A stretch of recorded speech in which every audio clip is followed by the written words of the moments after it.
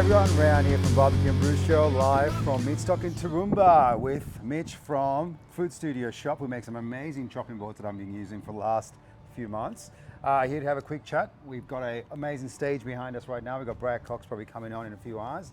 Really excited to be here. Mitch, good to have you, mate. Good to see you. Man, awesome to be here. A lot of chatting, a lot of talking on the socials. Yeah, It's absolutely. really good to see you. Absolutely. Now, tell us a little bit about the Food Studio Shop, how that came about.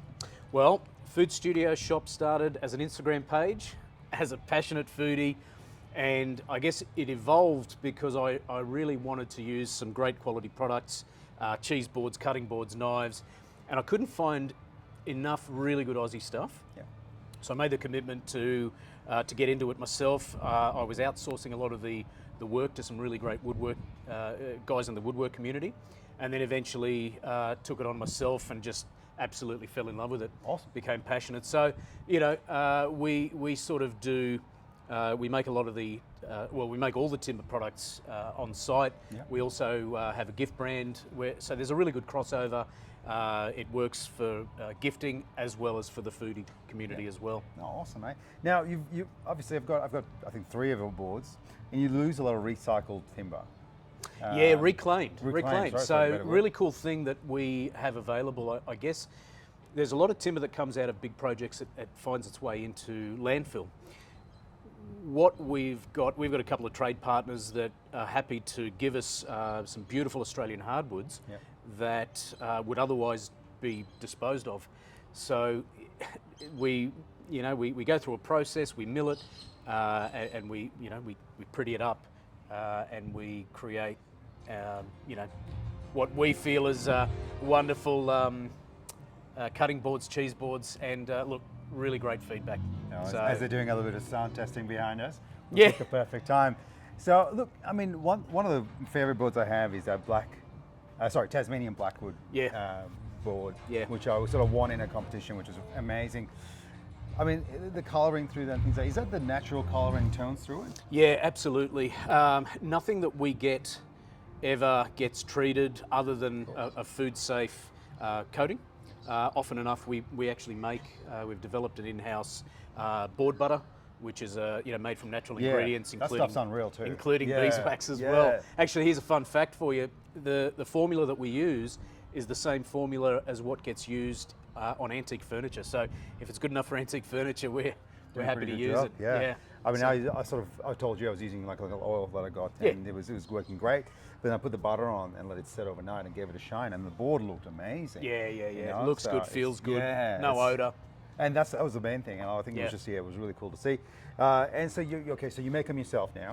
Yeah, absolutely. So look, we're fortunate because the core of our business is as a lot of corporate clients. So we do really large orders, all the way down to customised orders. Yeah. So I've been chatting over the last few days with a couple of boys down in South Australia, and they're sort of talking about what they want. The best thing that we do is we say, what do you picture, and we can make that. Yeah. There's some cool designs that we play with, but generally speaking, when it comes, and particularly foodies, we get led by what you guys want. Yeah. And that's like the second board I bought from you, right? And that was like, hey, I've got some massive cuts of meat I need to photograph, and so when I don't want to put it on because when you put a big cut of meat on a small board, it kind of like... I still laugh with the tomahawks on that board. That was gold. So I needed something decent size, but then you came in, you just found like this odd shaped board, which is great because I love the fact that it wasn't just straight edges and things like that. It's a one-off, It's a one-off. Absolutely. Pretty much a bodyboard. Like I had to carry it. Like I know. That's why I was joking with you about it. Yeah. It's but look, I suppose look at it this way: as a customer, as a client, you said, hey, this is what I've got in mind. I don't like the timber to be too dark. I need it to be about this wide and about this long, and not too heavy. And not too heavy. That was the best thing about it. Well, unfortunately, I've given him a board recently that defies all of that. That's like 8 kilos. 8.6 kilos on the scale. So it's a monster board. Yeah, and look, that it's a came nice as board. Often enough, and I joke to people, I've turned into a total wood nerd, not just a foodie, but look, the timber usually tells you what you're going to do with it. So we've got some really nice hardwoods that are sometimes really dense. Yep. And with that density comes a lot of weight. So it's really hard on the machines, it's really hard, but the end result is just spectacular. It's something that you put on your bench. Yeah. And, you know, look, theoretically, it's not a trend where, you know, in 5 or 10 years it won't look cool. It's the sort of thing that you would give to your kids, you know, and they'll say, hey, my dad used to do ribs on this board, and, you know, here I am now. So they're timbers that sometimes are already 50 years old. Wow. And we're able to, you know, bring them back to life. And, you know, we use the hashtag reclaimed because it's just such a good, and that's the way the world's going, you know, upcycling, recycling, and up. That's the way it should be going. Yeah, absolutely, man. So, you know, I'm super proud of that, super proud of what we produce, super proud of the feedback that we get. You know, north side of Brizzy, we've opened up a small cafe, and it's our way of being able to showcase to people that do come in for a coffee or a gift. They look at it and they just, you know, they really enjoy what we're able to showcase. So, you know, that's... So family run, I believe? Yeah, absolutely, man. So it's family run. And look, you know, whilst we've come from sort of humble foodie beginnings, the vision is to become, you know, the household name in cutting boards and cheese boards and those sorts of things. You know, food studio shop. I want, you know, in the coming years, we've committed everything into this, and you know, we, as I said, we've got a really strong corporate client base, so that sort of keeps us going and allows us to do the passion projects, like when the barbecue guys say, hey, I need a brisket board, or I need something for ribs, or tomahawks that are 60 centimetres long. You know, we can go, done, we'll fix that. Yeah, that's unreal. So, you know, and as I said, as a passionate foodie, it's almost like we're sort of, you know, we're in it together. You know what I mean? That's what and look, I must admit, that board is sitting there, like it's got its pride of place, and it's doing it. I can't wait to get in a few shots, actually. Yeah, cool. Just haven't been cooking a lot because I've been doing this stuff. But talk me through, so I mean, making a board, like how long, the last one you sent me, like, you know, 8.6 kilos. Whoa, how long did that take to make? So if you, from start to finish, so from raw, which is where we start with raw timber, we make a decision on what timbers we're going to use, and we run them through a series of milling, cutting, gluing, and then finishing. And the style will depend on what we think the timber needs to look like. Yeah, okay. Yeah, cool. so yours, I think that big one, I did a beveled edge. Yeah, that's awesome. It's just nice, you know. You sort of needed that to get a grip on the damn thing. Absolutely you do, man. If that was straight edge, that'd be hard. Yeah, absolutely. And you got some feet on there too, which was nice. Yeah. Well, it has to be practical. Yeah. And that's also, look, the authenticity behind what we do is that if I wouldn't use it in the kitchen, I wouldn't promote it, I wouldn't sell it, I wouldn't make it. Right. It has to have some practicality. So that beast of a board would suit you because of what you cook with. Yep. But then we've got some clients who just want a small board, not too heavy, and then we make to suit that client. Yeah, that's all right. But, you know, look, going back to your question, the process can be anywhere from, you know, 24 to 48 hours. Yep. And then some of the boards with the intricate end grain patterns that we do can be up to 3 or 4 days. Wow. Okay. From start to finish. Which kind of like, I mean, I think some people sort of, you know, see a board from, say, Coles, you know, it's $20, $25, and then they see a board from like yourself, or and they, you know, you're looking at a few $100s, but that kind of shows why, right? Like, I mean, we're talking things that are just put through a machine quickly, and then packaged up. Look, there's something to be said, and it's got nothing to do with race or nationality or any such thing. When you walk the floor in Kmart and Big W or Coles, a lot of the stuff is stuff that comes out of a factory in China, or in somewhere in India, or somewhere in Indonesia. Yep. And And these guys, I'm going to have to tell you, man, they work hard, but it's not about the end product, it's about volume. Yep. And, you know, to their credit, they work as hard as they can because they've got a contract with Kmart for 5,000 pieces, for argument's sakes. Yep. For us, it's the complete opposite.